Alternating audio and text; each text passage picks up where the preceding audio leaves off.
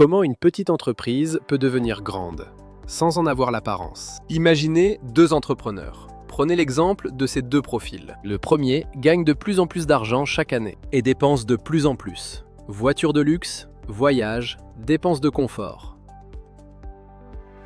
Le second fait un choix différent dès la création de son entreprise. Chaque année, il prend une partie des bénéfices de sa société et l'investit dans des actions d'entreprise solides, avec une vision à long terme, 10, 20, voire 30 ans. Au début, cela semble insignifiant.